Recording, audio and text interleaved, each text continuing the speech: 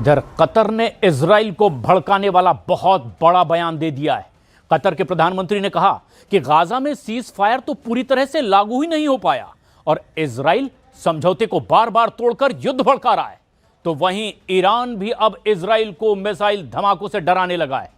Iran ने कदर मिसाइलों का तूफान इजराइल को दिखाया है और इसके जवाब में पीएम नेतन्याहू ने अपना डिफेंस बजट एक जबरदस्त इजाफे के साथ उन्होंने कह दिया कि अब इससे पीछे नहीं हटेंगे।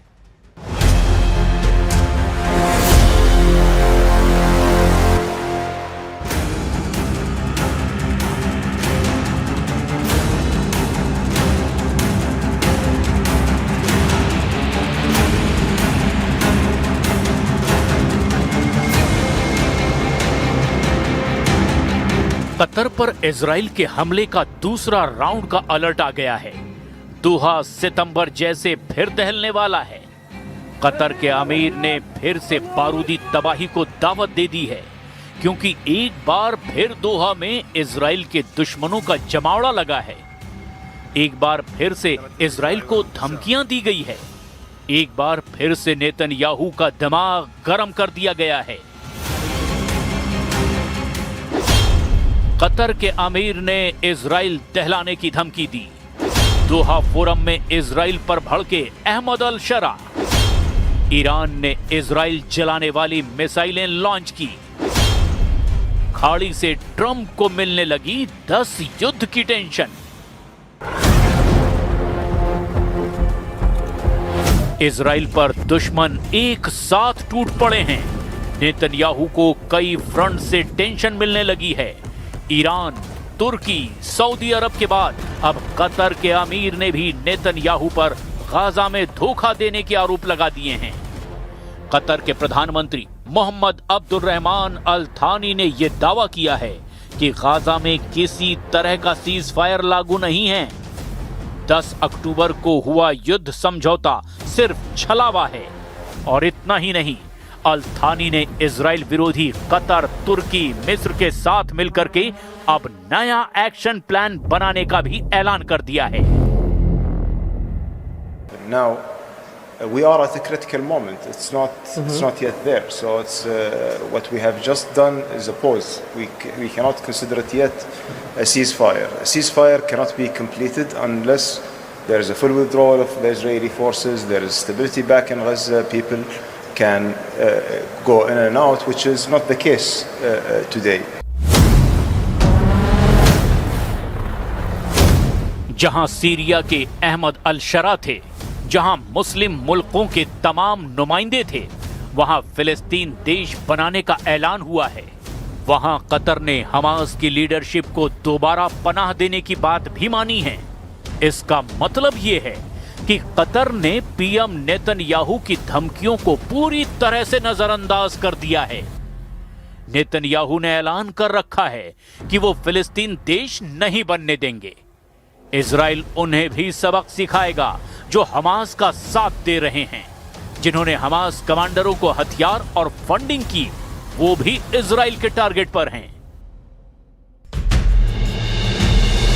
हालांकि गाजा में इजराइल को बड़ा झटका लगा है, जहां हमास का कट्टर दुश्मन कहा जाने वाला कमांडर यासिर अबू शबाब मारा गया है।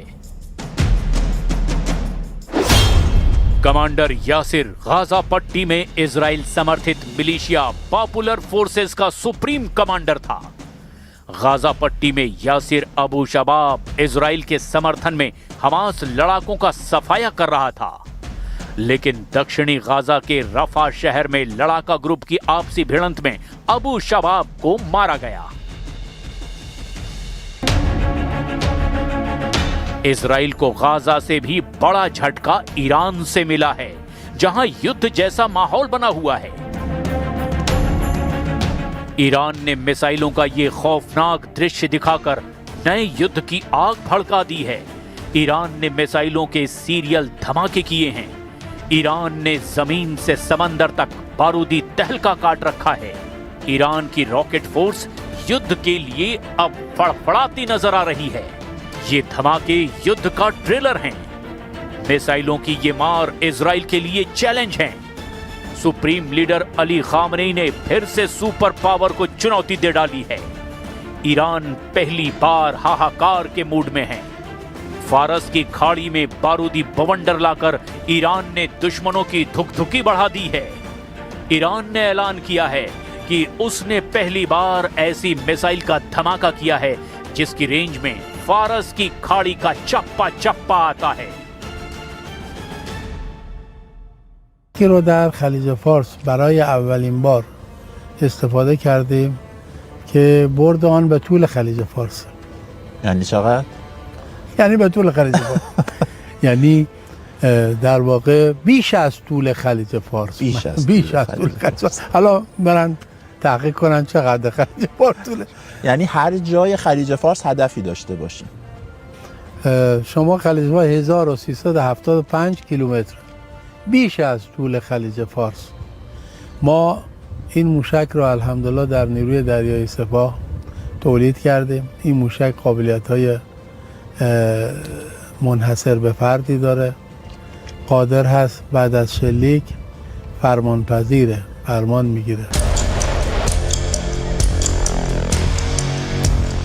ईरान रिवोल्यूशनरी गार्ड कॉर्प्स की रॉकेट फोर्स ने कद्र 110, कद्र 380, कद्र 360 क्रूज मिसाइलों और कद्र 303 बैलिस्टिक मिसाइलों का वॉर ट्रेलर रिलीज किया है। इजराइल ने 12 दिन के युद्ध के बाद ईरान ने पहली बार इतने बड़े पैमाने पर मिसाइलों की लॉन्चिंग की है। मिसाइलों के सफल टेस्टिंग के बाद ईरान की नेवी के जनरल ने इजराइल को साफ साफ धमकी दे डाली है